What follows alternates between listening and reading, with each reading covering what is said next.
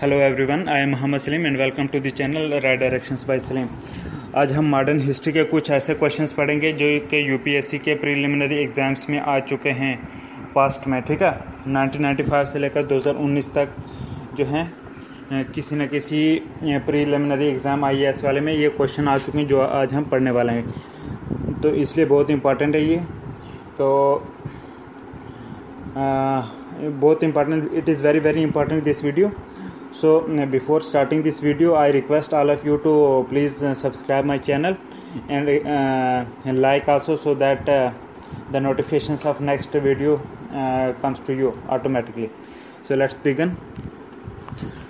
Question number 1 is, who among the following gave a systematic critique of the moderate politics of the Indian National Congress in a series of articles entitled New Lamps for Old? New title रखा क्या? New lamps for old. ठीक है, ये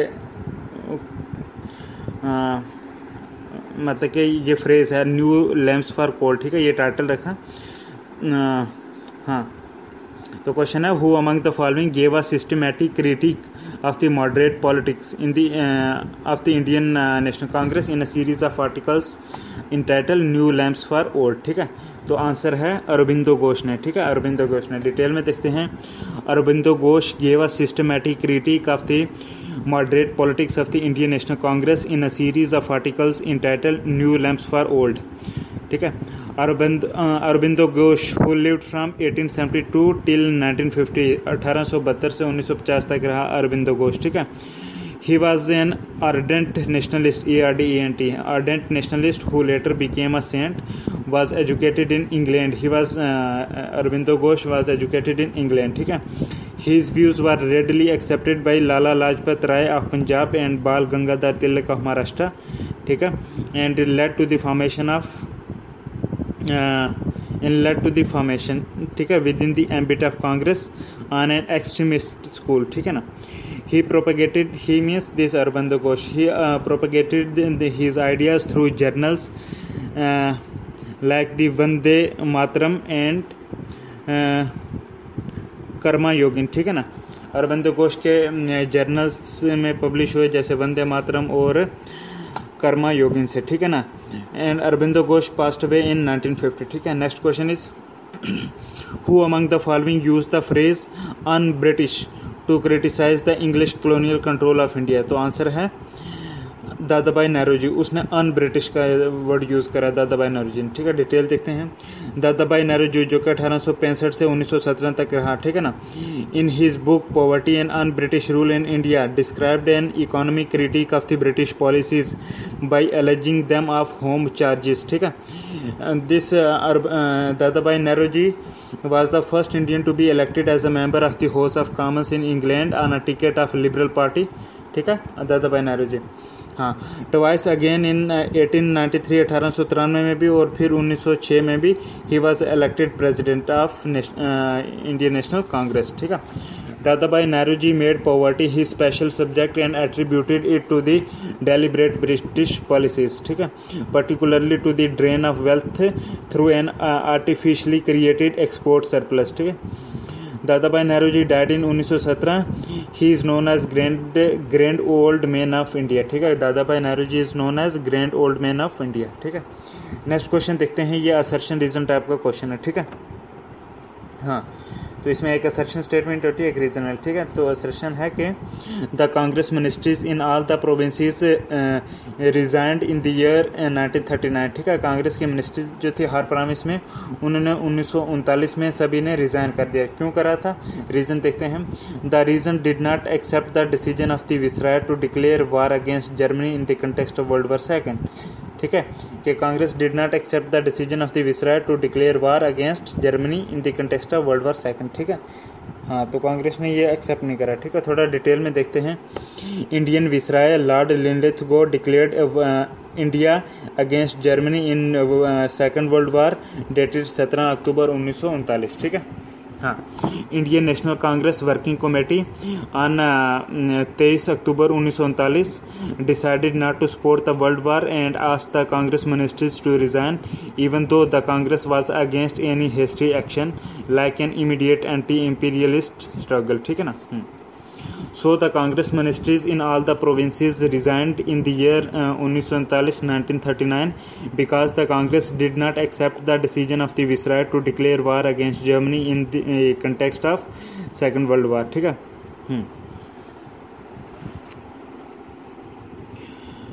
next question देखते हैं. Where was the first session of the Indian National Congress held in December 1885? 1885 के दिसंबर में पहला सेशन कांग्रेस का कहाँ हुआ? तो आंसर है बम्बे में. ठीक है ना. हाँ, डिटेल में देखते हैं. In December 1885 the Indian national Congress was established by A.O. Hume who was an ex ICS officer. A.O. Hume. ठीक है ना. हाँ, dominated the INC till 1892 as its general secretary. किसने? A.O. ह्यूम ने. ठीक है. INC पे जनरल सेक्रेटरी रहा 1892 तक. ठीक है.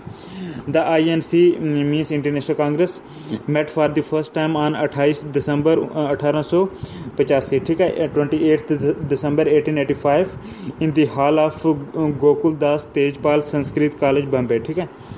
हाँ, फिर इसी में है कि वोमेश चंद्रा बनर्जी, जिसको WC बनर्जी भी बोलते हैं. WC बनर्जी पूरा नाम है WYOMESH Womesh Chandra Banerjee, an eminent Bengali lawyer, was elected as its first president. किसका प्रेसिडेंट? कांग्रेस का. ठीक है ना. It was. हाँ, और वो जो था A.O. ह्यूम वो जनरल सेक्रेटरी रहा, लेकिन ये क्या था? ये प्रेसिडेंट रहा पहला WC बनर्जी. ठीक है. और वोमेश चंद्रा बनर्जी. हाँ, it was attended by 72 delegates. कौन से? फर्स्ट जो ये कांग्रेस की थी बैठक. ठीक है ना. हाँ, the objective of the INC was were declared to be the development of close relations between national workers, the dissolution of all race, creed and provincial and consolidation of national unity among them. ठीक है. Recording of the conclusions on vital Indian problems reached by the educated Indians after earnest discussion and outline the program of work for the next year. ठीक है. Next question है कि who among the following Gandhian followers was the teacher by profession. ठीक है. Answer है JB Kripalani. ठीक है. JB Kripalani was a teacher by profession. ठीक है. ये गांधीयन फिलोसफर फॉलोअर्स था गांधी का. ठीक है. JB कृपलानी ये एक प्रोफेशन से टीचर था. ठीक है. JB कृपलानी. डिटेल में देखते हैं. आचार्य कृपलानी. JB कृपलानी ये आचार्य कृपलानी. ठीक है ना. Acharya Kripalani was a Gandhian all his life. ठीक है. He had his education in Karachi. Acharya Kripalani या जिसको JB कृपलानी बोलते हैं, इसकी एजुकेशन कराची में हुई थी, जो कि अभी पाकिस्तान में. ठीक है. JB Kripalani was professor of English and history at Muzaffarpur college in Bihar for 5 years from 1912 से 1917. ठीक है. नेक्स्ट क्वेश्चन देखते हैं. Consider the following statements and which of the given statements are correct. ठीक है.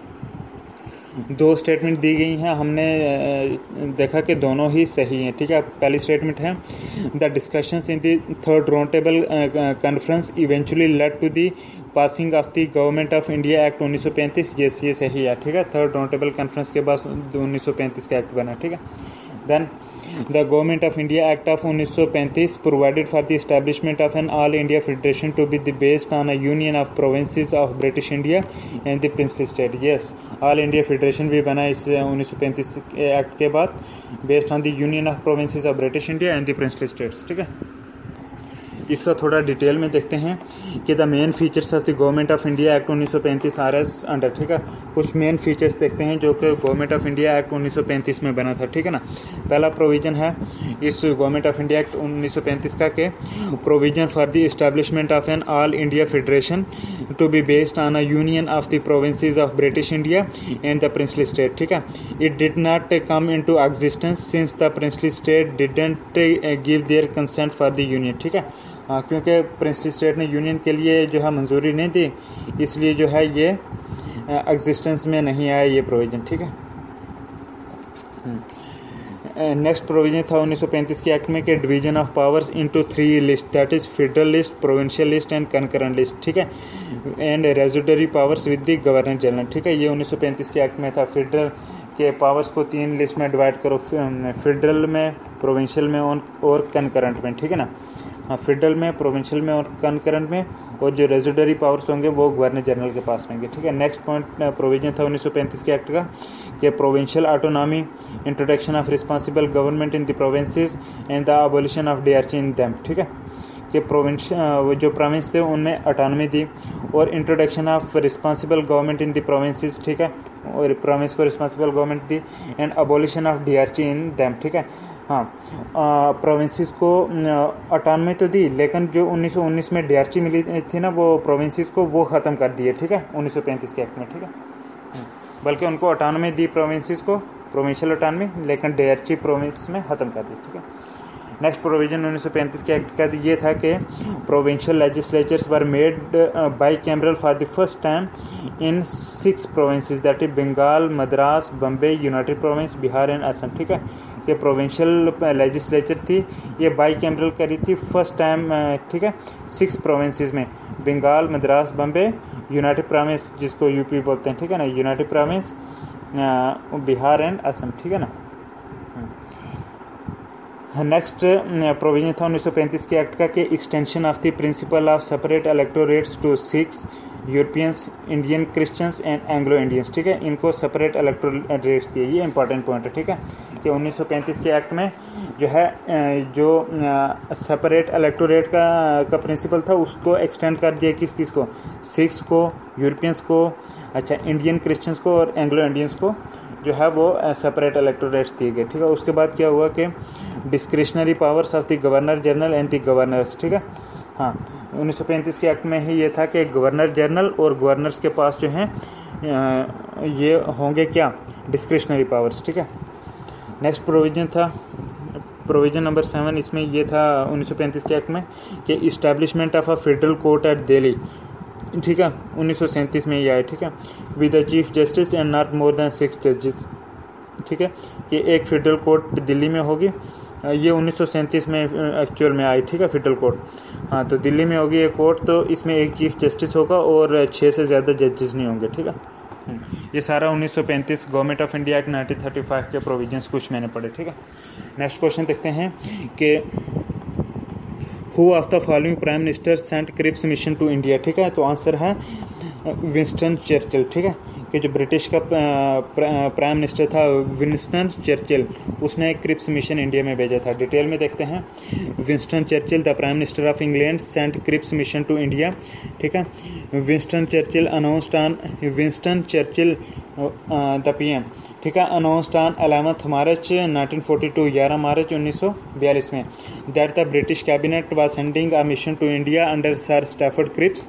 The aim of the British policy was the earliest possible realisation of self government in India. ठीक है, इस क्रिप्स मिशन का क्या aim था कि possible realisation of self government of India. ठीक है, हाँ, but the draft declaration he brought with him repeated the promise of granting dominion status and a constitution making body after the war whose members would be elected by provincial assemblies and nominated by the rulers in case of princely state। ठीक है, कि dominion status दिया जाएगा, constitution body बनाई जाएगी जब वार ख़त्म होगी, और जो उसके कॉन्स्टिट्यूशन बनाने वाले असम्बली के मेंबर्स होंगे वो प्रोविंशियल असम्बलीज जो हैं इलेक्ट होंगे वहाँ से और नॉमिनेट करेंगे रूलर प्रिंसली स्टेट में। ठीक है, हाँ, then the proposal of Cripps was rejected by all the political leaders of India as no party agreed to accept these proposals, so the Cripps mission ended in a failure. ठीक है, इसमें dominion status का था, ना कि complete independence. ठीक है,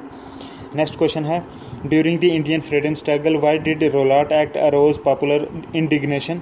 ठीक है, तो आंसर है because it authorise the government to imprison people without trial. ठीक है, कि इंडियन फ्रीडम स्ट्रगल के दौरान रोलाट एक्ट की वजह से इतनी नाराज़गी और गुस्सा क्यों लोगों में आ गया, इस वजह से आया क्योंकि इसने गवर्नमेंट को अथॉरिटी दी कि किसी को भी जेल में डालो ट्रायल के बगैर ही। ठीक है, जैसे आज के दौर में PSA होता है ना, जैसे J&K में है। ठीक है, इसका डिटेल में देखते हैं। During the period of the lord Chelmsford a sedition committee was appointed by the government in 1918 with justice Rowlatt. ठीक है, which made certain recommendations to curb sedition activity in India. ठीक है, the Rowlatt act of 1919 gave unbridled powers to the government to arrest and imprison subjects to imprison suspects without trial, ठीक है। The act caused a wave of anger among all sections of the society, ठीक है। हाँ, even before the act was passed, popular agitations had begun against it, ठीक है। Gandhi ji decided to fight against this act and he gave a call for satyagraha on 6th April 1919, ठीक है। Gandhi ji was arrested on 8th April 6 अप्रैल 1919 को गांधी जी ने सत्याग्रह की call दी और 8 अप्रैल 1919 को Gandhi arrest हो गया, ठीक है। This led to further intensification of the agitation in Delhi, Ahmedabad and Punjab, ठीक है। नेक्स्ट क्वेश्चन देखते हैं, which one of the following began with the Dandi march, ठीक है। ऑप्शन दिए गए हैं home rule movement, non cooperation movement, civil disobedience movement, quit India movement. इनमें से कौन सी ऐसी है विच begin with the Dandi march, ठीक है। तो आंसर है सिविल डिसोबीडियंस मूवमेंट, ठीक है। Civil disobedience movement began with the Dandi march, ठीक है। डिटेल में देखते हैं कि the refusal of the British government to accept the Congress plan plunged the nation into country wide civil disobedience movement, ठीक है। एज द 1929 डेडलाइन एक्सपायर्ड, क्योंकि 1919 की डेडलाइन एक्सपायर हो चुकी थी, the Congress working committee met in January 1930 to implement the Congress resolution of boycott of councils, ठीक है। हाँ, the movement actually began with the Dandi march. तो ये मूवमेंट जो थी ये डंडी मार्च से शुरू हुई कब, जब जनवरी 1930 में कांग्रेस वर्किंग कमेटी की बैठक हुई तो उन्होंने ये मतलब तय किया कि कांग्रेस की जो रेजोल्यूशन है उसको इम्प्लीमेंट करा जाए और काउंसिल्स को बाइकआउट करा जाए, ठीक है। तो ये स्टार्ट हुई डंडी मार्च से, ठीक है। The intention was a salt satyagraha of at Dandi which is a village on Gujarat sea coast, ठीक है। हाँ, साल्ट सत्याग्रह, हाँ, salt satyagraha at Dandi, where Gandhi ji proposed to manufacture salt by violating the law on 12th March 1930, ठीक है। Gandhi ji along with 78 of his followers set out 6th April 1930 by picking up salt from the seashore, ठीक है। By picking a handful of salt, Gandhi ji inaugurated the civil disobedience movement, a movement that was to remain unsurpassed, ठीक है, unsurpassed, a movement that was to remain unsurpassed in the history of the Indian national movement for the countrywide mass participation it unleashed, ठीक है। The salt satyagraha was taken up by C. Rajagopalachari in Tamil Nadu in Malabar, the hero of the Vaikom Satyagraha, VAI की Vaikom Satyagraha, ठीक है। के कालापन broke the salt law at Payanur, ठीक है ना। गांधी जी was arrested in 1930 on 5th May before he could make salt at the government depot at Darsana, ठीक है ना। Next question is, with which one of the following movements is the slogan do or die associated? तो answer है quit India movement, ठीक है। कि do or die का slogan जो है क्विट इंडिया मूवमेंट से जुड़ा हुआ है, ठीक है। डिटेल में देखते हैं कि on 8 August 1942 the Congress in its meeting at Bombay passed a resolution known as quit India resolution, whereby Gandhi ji asked the British to leave India as soon as possible and gave a call for do or die to his countryman, ठीक है। On 9 August 1942 Gandhi ji was arrested but the other leaders continued the revolutionary struggle, ठीक है। Violence spread through out the country, several government offices were destroyed and damaged, telegraph lines were cut and communication paralysed, ठीक है। The movement was however crushed bye the government, ठीक है।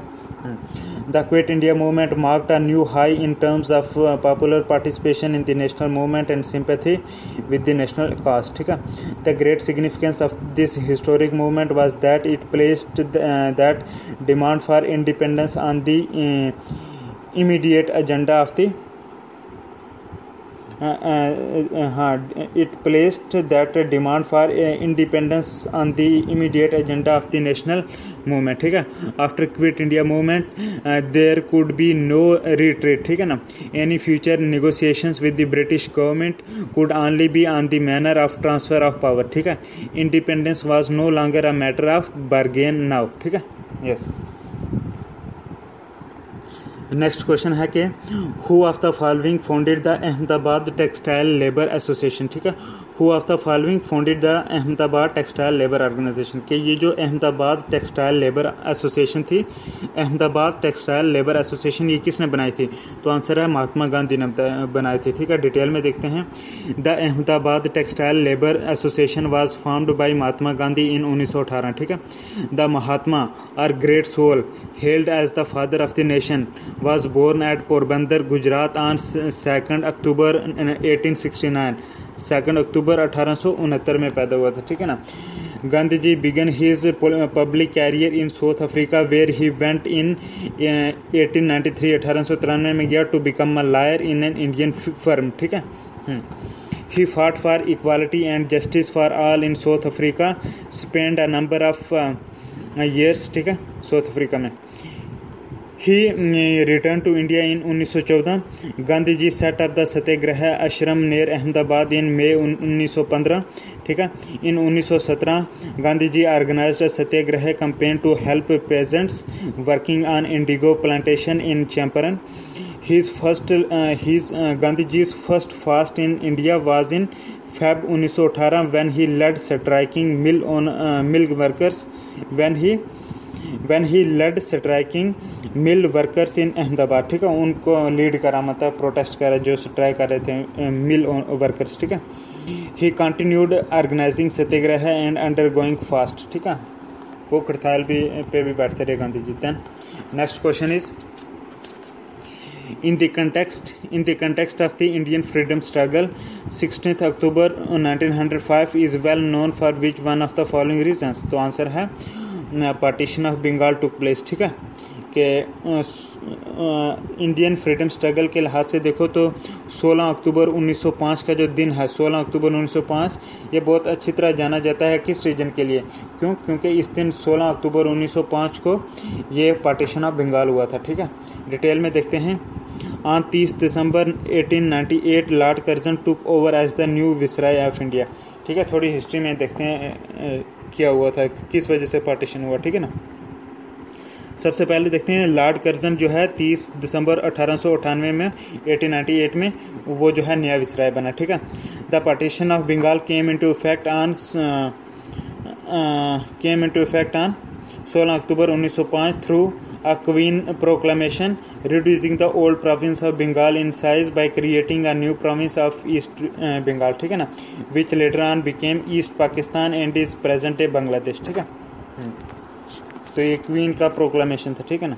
हाँ, the government explain that it was done to stimulate the growth of underdeveloped eastern region of the Bengal. ठीक है, but actually the main objective of this partition of Bengal was to divide and rule the most advanced region of the country at that time. ठीक है, क्योंकि बंगाल का बहुत advance reason था, तो British के पॉलिसी थी divide and rule east Bengal और वेस्ट बंगाल करा। ठीक है। The Indian national Congress unanimously condemned the partition of Bengal. ठीक है। Next question is, in the individual satyagraha, Vinoba Bhave was chosen as the first satyagrahi. Who was the second? ठीक है, कि individual जो सत्याग्रह है, एक तो हो गया पब्लिक कलेक्टिव सत्याग्रह जिसमें काफ़ी सारे लोग मिले, एक होता है इंडिविजुअल सत्याग्रह। ठीक है ना। इंडिविजुअल सत्याग्रह में विनोबा भावे जो था ये पहला सत्याग्रही था।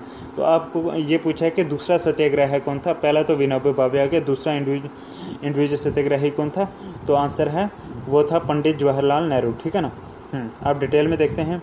Gandhi ji initiated a limited satyagraha on individual basis in every locality. The carefully chosen satyagrahis would preach against participation in the war. ठीक है ना। After informing the district magistrate of the time and place of the anti war speech. ठीक है ना। Vinoba Bhave was the first satyagrahi on 17 October 1940। ये second world war से पहले हो रहा था, क्योंकि उस टाइम जितने भी इंडियन नेशनल्स थे वो बोल रहे थे कि सेकंड वर्ल्ड वार में इंडिया को नहीं जाना है, लेकिन ब्रिटिश बोल रहे थे जाना है। ठीक है ना, इसलिए इंडिविजुअल सत्याग्रह शुरू हुआ। ठीक है ना। Vinoba Bhave was the first satyagrahi on 17 October 1940 and Jawaharlal Nehru second. पहला इंडिविजुअल सत्याग्रह था विनोबा भावे 17 अक्टूबर 1940 में, और दूसरा इंडिविजुअल सत्याग्रह था JL नेहरू। ठीक है ना। हाँ, the individual satyagraha not only express the Indian people's strong political feeling but also gave the British the opportunity to accept the Indian demands peacefully. ठीक है, हाँ, ये दोनों मकसद थे। By 15 May 1914 more than 25,000 Satyagrahi had been convicted, ठीक है ना। अच्छा, 15 मई 1914 को 25,000 सत्याग्रही जो हैं वो कन्विक्ट हो चुके थे। ये कंफर्म करना होगा, ये 15 मई 1914 या 15 मई 1940, ये देखना होगा, ठीक है। तो ये आप कंफर्म करना, 25,000 सत्याग्रही जो हैं वो कन्विक्ट हो चुके थे, ठीक है। Next question is consider the following statements, ठीक है। तो क्वेश्चन है कि the Cripps proposals include the provision for what. दो ऑप्शन हमारे पास दिए गए हैं, बताना है इसमें से कौन सा सही है, ठीक है। पहला तो था कि फुल इंडिपेंडेंस फॉर इंडिया, ये प्रोविजन तो था नहीं, ये इनकरेक्ट है। दूसरी स्टेटमेंट है कि creation of constitution making body, ये था क्रिप्स प्रपोजल में, ठीक है, कि कॉन्स्टिट्यूशन मेकिंग बॉडी होगी, ठीक है। और इसके अलावा एक डोमिनियन स्टेटस का प्रोविजन था, लेकिन ये पूरी आज़ादी का क्रिप्स मिशन में नहीं था, ठीक है। डिटेल देखते हैं इसकी। In 1942 British government realise that the Indian problems cannot be ignored any more, ठीक है। 1942 में उनको लगा कि अब इंडियन की डिमांड प्रॉब्लम्स जो हैं वो अब ज़्यादा इग्नोर नहीं करी जा सकती। As a result of the world war the situation worsened for British with Japanese advance towards Indian leaders, ठीक है। The British government, with a view of getting cooperation from Indians, sent a mission to India under Sir Stafford Cripps on 11 March 1942, ठीक है। Cripps announced that the aim of the British policy was the earliest possible realization of self-government in India, ठीक है। But the draft declaration he brought with him repeated the promise of granting dominion status and a constitution-making body, ठीक है।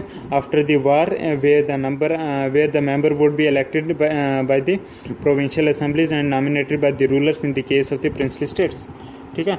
तो दो provision एक रखा था Cripps mission में, डोमिनियन स्टेटस और कॉन्स्टिट्यूशन मेकिंग बॉडी का, ठीक है। हाँ, negotiations between Cripps and Congress leaders were unsuccessful as no party agreed to accept these proposals. The Cripps mission ended in a failure, ठीक है। The Cripps offer which was called by Mahatma Gandhi ji as post dated check, ठीक है ना। इसी Cripps mission को गांधी जी ने बोला था कि पोस्ट डेटेड चेक, ठीक है ना। हाँ, दिस वाज रिजेक्टेड अल्टीमेटली, ठीक है। हाँ,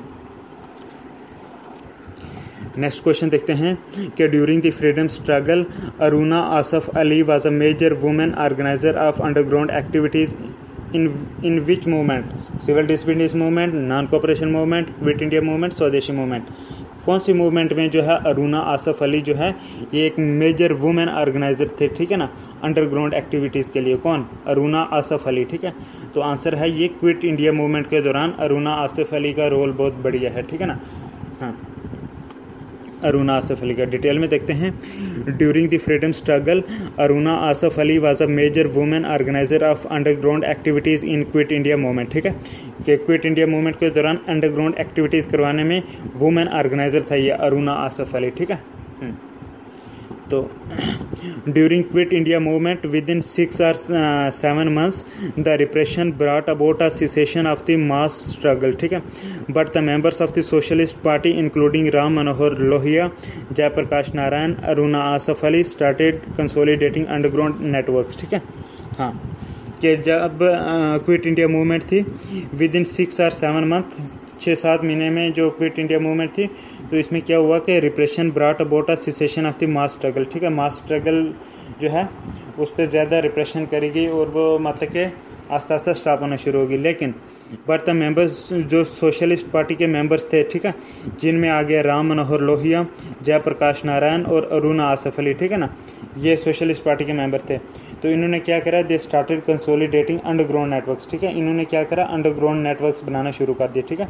कि जब ये क्विट इंडिया मूवमेंट जब मतलब कि स्टॉप होना शुरू हो गई क्योंकि काफ़ी रिप्रेस करी जा रही थी, तो तब जो है 3 सोशलिस्ट पार्टी के मेंबर्स थे इम्पॉर्टेंट, जैसे राम मनोहर लोहिया, जयप्रकाश नारायण और अरुणा आसफ अली। इन्होंने जो है अंडरग्राउंड नेटवर्क्स बनाना शुरू कर दिए, ठीक है ना। The role of underground movement was seen as one keeping up popular morale by providing a line of command and guidance to activities across the country, ठीक है। Local organizations were active for directing the exact pattern of activity at the local level. ठीक है. Even Gandhian Ashramites. ठीक है. Even Gandhian Ashramites, ASHRAMITES. Even Gandhian Ashramites and revolutionary nationalists took active part in the underground movement. ठीक है. Next question देखते हैं कि with reference to Simon commission's recommendations which one of the following statement is correct. ठीक है ना. तो Simon commission की रिकमेंडेशन के लिहाज से कौन सी स्टेटमेंट करेक्ट है. कुछ स्टेटमेंट दी गई हैं, हमने करेक्ट बतानी है. ठीक है ना. तो करेक्ट स्टेटमेंट ये है कि it recommended the replacement of dyarchy with responsible government in the provinces. ठीक है. ये साइमन कमीशन में था कि जो डीआरची थी कि replacement of dyarchy with responsible government in the provinces के प्रोविंसेस में डीआरची ख़त्म करो और रिस्पॉन्सिबल गवर्नमेंट लाओ. तो जैसा कि फिर करा गया 1935 के एक्ट में. ठीक है. अब डिटेल में देखते हैं. The Simon Commission was to inquire into the working of the system of government, the growth of education, and the development of representative institution in British India and matters connected therewith. ठीक है. And to report as to where and as to what extent. ठीक है. It is desirable to establish the principle of responsible government. ठीक है. It favored the replacement of DRG with responsible government in the provinces. ठीक है.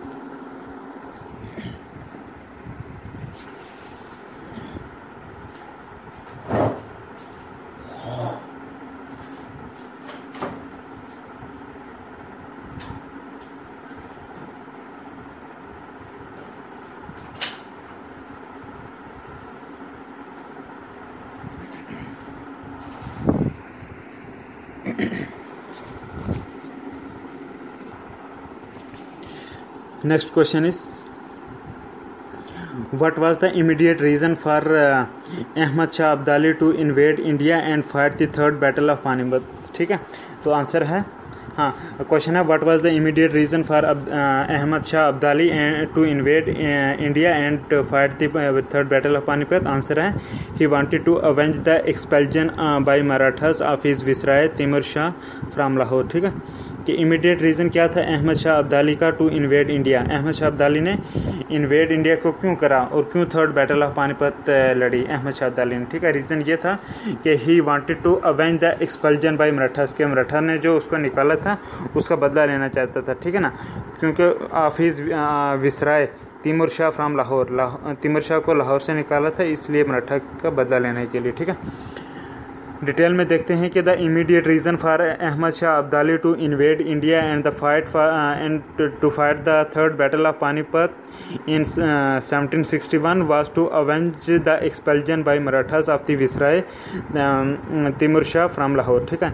In March 1758 में 1758 में Raghunath Rao the Maratha leader crossed into the Punjab and drove away Prince Timur, who was the Ahmad Shah Abdali's son and agent appointed of the Punjab. ठीक है ना. हाँ. कि मार्च 1758 में रघुनाथ राव जो कि एक मराठा लीडर था उसने पंजाब क्रॉस करा और ठीक है और वो वहाँ से गया तो और प्रिंस तिमूर जो था प्रिंस तिमूर जो था जो कि अहमद शाह अब्दाली का बेटा था और एजेंट भी था पंजाब का. ठीक है ना. हाँ. उसको मतलब ड्राइव कर दिया वहाँ से. ठीक है. हाँ. निकाल दिया. The following months saw the Maratha authority extending up to attack. ठीक है. The Maratha appointed Adina Beg Khan as governor of Punjab on his agreement to pay an annual tribute of 75 lakh rupees. ठीक है. जो मराठा था उन्होंने अदीना बेग खान को गवर्नर बना दिया पंजाब का. अदीना नाथ अदीना नाथ नहीं अदीना बेग खान ADIN अदीना BEG बेग खान. ठीक है. The Maratha appointed Adina Beg Khan as governor of Punjab on his agreement to pay annual tribute of 75 lakh rupees. ठीक है. पंजाब के गवर्नर ने मान लिया कि 75 लाख रुपए दूंगा और उस वजह से. ठीक है. On Adina's death, Sabaji Scindia assumed charge as governor of Punjab. Perhaps it was Raghunath Rao's mistake to advance into Punjab without Perhaps it was Raghunath Rao's mistake to advance into Punjab without crushing Najibullah or befriending Shujauddaulah of Oudh, Oudh, or cooperation of the Jats and the Rajputs. ठीक है. The Maratha conquest of the Punjab from the Afghans was a direct challenge to Abdali, and the latter decided to accept it. Next question है, 4 resolutions were passed at the famous Calcutta session of Indian National Congress in 1906. ठीक है. The question of either the retention or of rejection.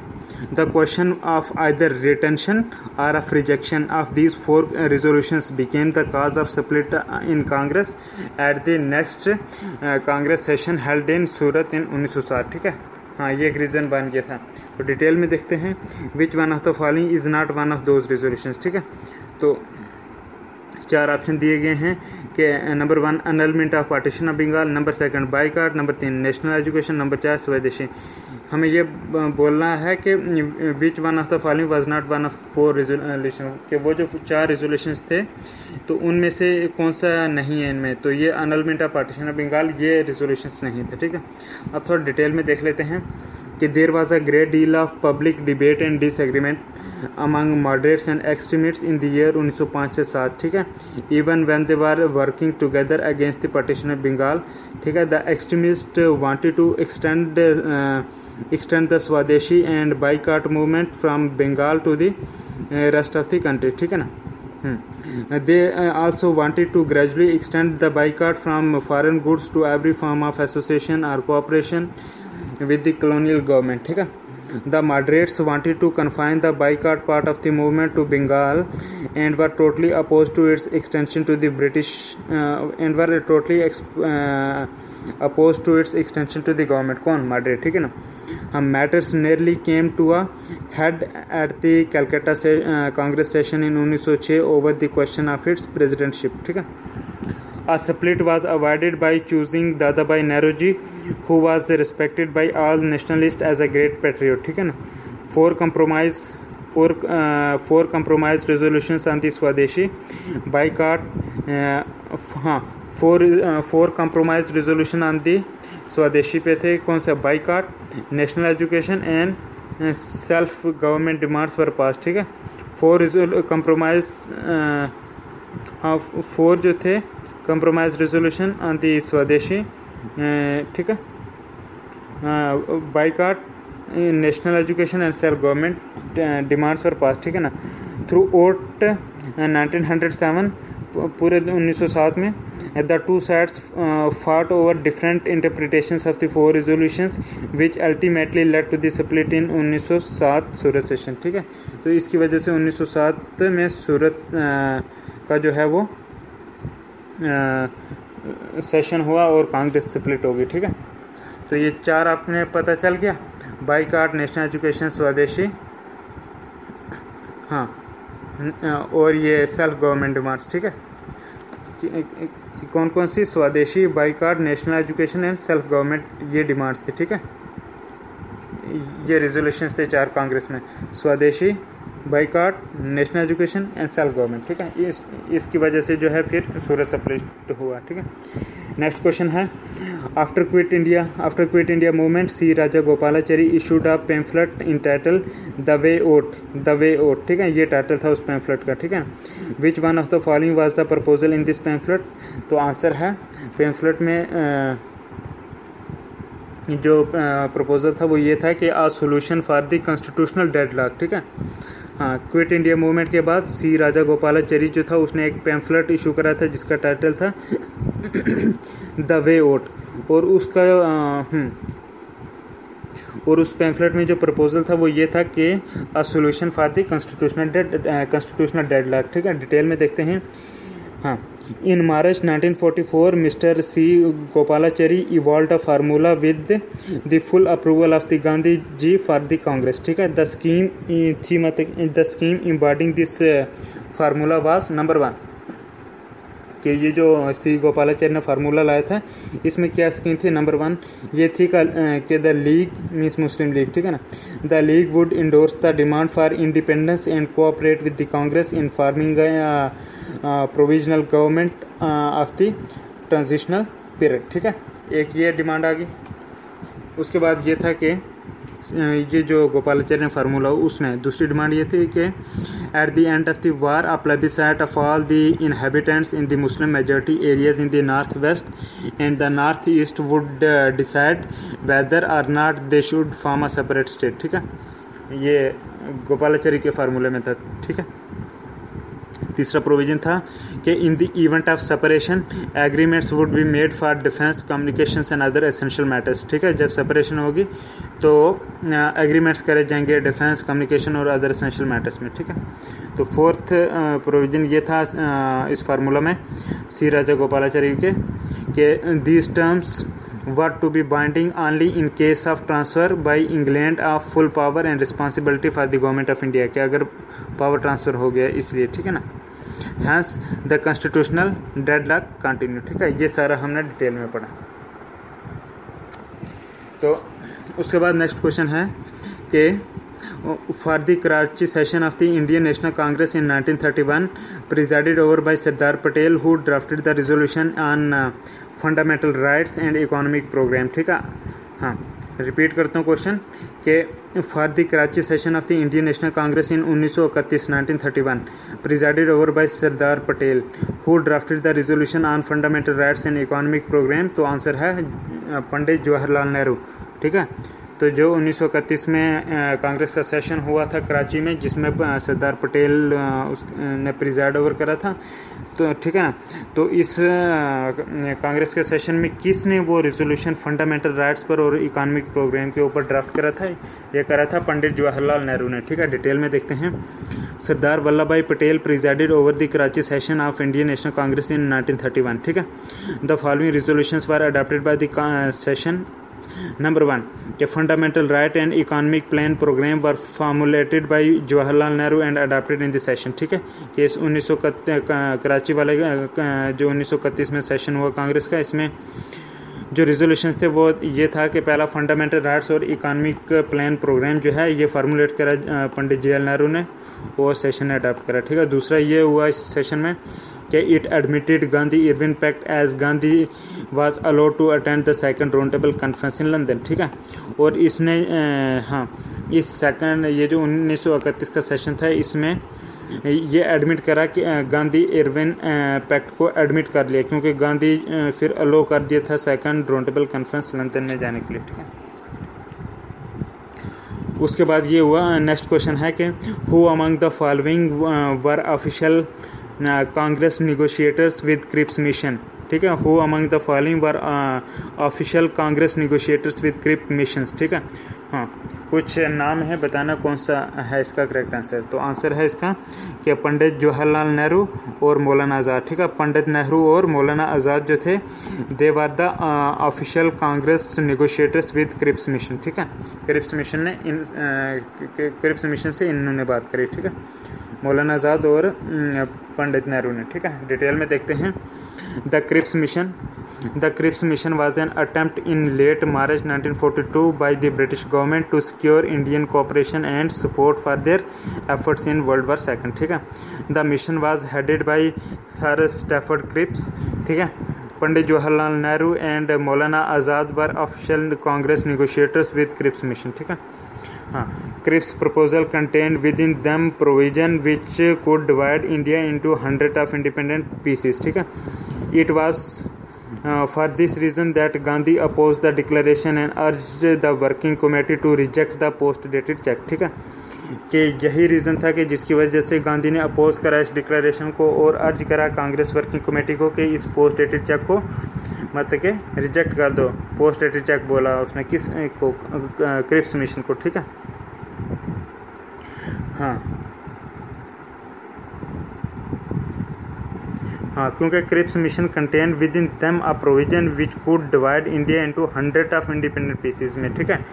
Cripps mission में ऐसा एक provision था कि जो कि इंडिया को बहुत सारे इंडिपेंडेंट पीसेस में डिवाइड कर देता है, ठीक है। इसी वजह से जो है इसको गांधी ने बोला कि इस पोस्ट ट्रीटी चेक को रिजेक्ट कर दो, वर्किंग कमेटी को बोला। नेक्स्ट क्वेश्चन है कि with reference to Pondicherry which is now called Puducherry consider the following statements and tell which of the following statement is correct, ठीक है ना।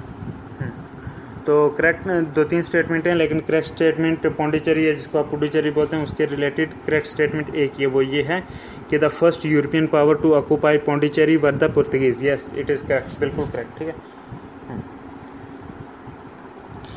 तो अब डिटेल में थोड़ा देख लेते हैं कि the first European power to occupy Pondicherry were the Portuguese, ठीक है। The first Europeans to exert power in India were the Portuguese who sailed around the southern Africa in search of trade goods for the east trade goods of the east such as pepper, cloves, silk, ठीक है। When they reached the coast of India and the islands further east, they found their weapons, technology and lack of moral scruples, ठीक है, and scruples gave them advantage over the local regimes they found. They began to occupy parts such as Goa in India and towns in Indonesia, ठीक है, Portuguese ने। Next question है consider the following statements and tell which of the following statement is correct, ठीक है ना। Correct 2 statement है, correct सिर्फ एक ही है, ठीक है। और करेक्ट स्टेटमेंट ये है कि Acharya JB Kripalani was one of the Mahatma Gandhi's colleagues in the Champaran investigation. Yes, बिल्कुल सही। तो इसमें एक इनकरेक्ट स्टेटमेंट भी दी गई है, और वो ये है कि doctor Rajendra Prasad persuaded Mahatma Gandhi to come to Champaran to investigate the problem of peasant. No, it is incorrect, ठीक है। अब थोड़ा डिटेल में देख लेते हैं इस क्वेश्चन के रिलेटेड, ठीक है। The story of Champaran begins in the early 19th century when European planters had involved the cultivators in agreement that forced them to cultivate indigo on 3/20 of their holdings. It is known as Tinkathia system, ठीक है। हाँ, इसी को टिनकाठिया system बोलते थे, ठीक है, कि एक एग्रीमेंट हुआ, हाँ, जिससे ये हुआ कि कल्टीवेटर्स जो थे उनको फोर्स करा गया कि आप 3/20 हफ्ते जितनी भी उनके पास होल्डिंग्स है उसके सिर्फ 3/20 के ऊपर आप कल्टीवेट करो इंडिगो, ठीक है। इसको टिनकाठिया सिस्टम बोलते हैं, ठीक है। हाँ, तो ये यूरोपियन प्लांटर्स ने ये कल्टीवेटर्स को इन्वॉल्व करा इस एग्रीमेंट में, ठीक है। Towards the end of the 19th century, German synthetic dyes forced indigo out of the market, and the European planters of Champaran were keen to release the cultivators from the obligations of cultivating indigo, tried to turn their necessity to their advantage by securing enhancements in rent and other legal dues as a price for the release, ठीक है। Detail again पढ़ता हूँ कि towards the end of the 19th century, German synthetic dyes forced indigo out of the market India से, ठीक है ना, and the European planters of Champaran were keen to release the cultivators from obligations of cultivating indigo, ठीक है। और European planters जो थे इसके चैंपरन के, उनकी ये मर्जी थी कि कल्टीवेटर्स को इस इंडिगो कल्टीवेट करने के ऑब्लिगेशन से रिलीज़ कर दें, ठीक है। हाँ, try to turn their necessity to their advantage, कि उनकी जो ज़रूरत है वही उसका फ़ायदा बनाओ, by securing enhancement in their rent, ठीक है, रेंट में इन्हेंसमेंट कर दो, and other illegal dues as a price of release, ठीक है। Resistance had surfaced in 1908 as well, ठीक है ना, but the exploitation of the planters continued till Rajkumar Shukla who was a local man decided to follow Gandhi ji all over the country to persuade him to come to Champaran in investigate the problem, ठीक है। तो ये राजकुमार शुक्ला ही था जिसने गांधी को ही इन्वाइट करा था कि मतलब कि हाँ कि पूरी कंट्री को मतलब कि परसुएड करो इसको, हाँ। एक लोकल बंदा थे राजकुमार शुक्ला, इसने ये डिसाइड किया कि गांधी को फॉलो करो पूरी कंट्री में और उसको ये परसुएड करो कि चैंपरन में आओ और इन्वेस्टिगेशन करे इसकी, ठीक है, प्रॉब्लम की। Gandhi ji and his colleagues who now included Brij Kishore Rajendra Prasad and other members of the Bihar intelligentsia, Mahadev Desai and Narhari Parikh 2 young men from Gujarat who had known in their lot with Gandhiji and J.B. Kripalani toured the villages and from dawn to dusk recorded the statements of peasants, ठीक है, interrogating them to make sure that they were giving correct information, ठीक है। तो कौन कौन बंदे थे, मतलब कि जो गांधी के साथ आगे उसके कोलीग, उसमें ब्रिज किशोर, राजेंद्र प्रसाद, अदर मेंबर्स बिहार के थे, बिहार इंटेलिजेंसिया के, ठीक है ना। फिर महादेव देसाई थे, नरहरि परिख, ठीक है, कुछ और बंदे भी थे, ठीक है। इन सभी ने ऐसा करा, ठीक है। J.B. कृपलानी भी था, ठीक है। नेक्स्ट क्वेश्चन है, who among the following governor generals created the covenanted civil service of India which later came to be known as the Indian civil service। तो आंसर है कॉर्नवालिस, ठीक है ना, कि इट वाज कॉर्नवालिस। हाँ, governor general जो था उस वक्त का कॉर्नवालिस। हाँ, it was Cornwallis who created the covenanted civil service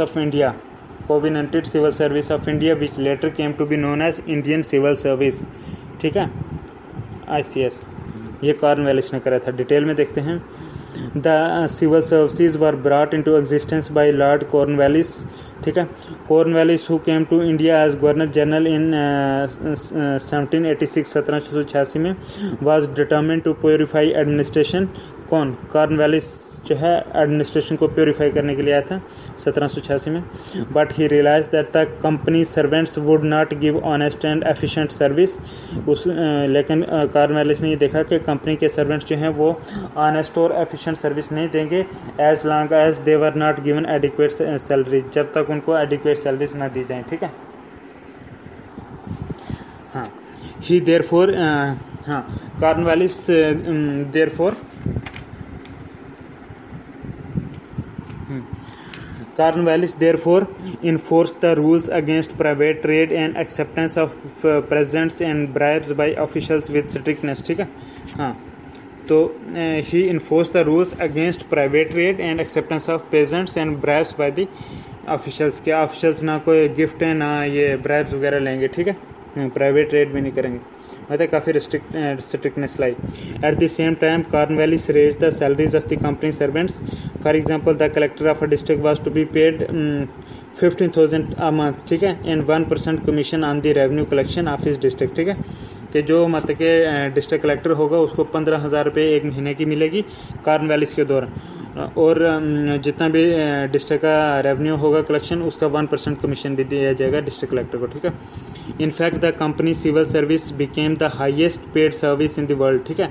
हाँ, तो कंपनी की सिविल सर्विस जो है दुनिया में हाईएस्ट पेड सर्विस बने। Cornwallis also laid down that promotion in the civil service would be seniority so that its members would remain independent of outside influence, ठीक है, सिर्फ सीनियरिटी के बेस पे मिलेगी ताकि कोई मतलब के सिफारिश वगैरह ना चल पाए। So thank you very much. आगे हम एक और वीडियो बनाएंगे, उसमें रेस्ट ऑफ द क्वेश्चन पढ़ेंगे। गॉड ब्लेस यू, अल्लाह हाफिज़।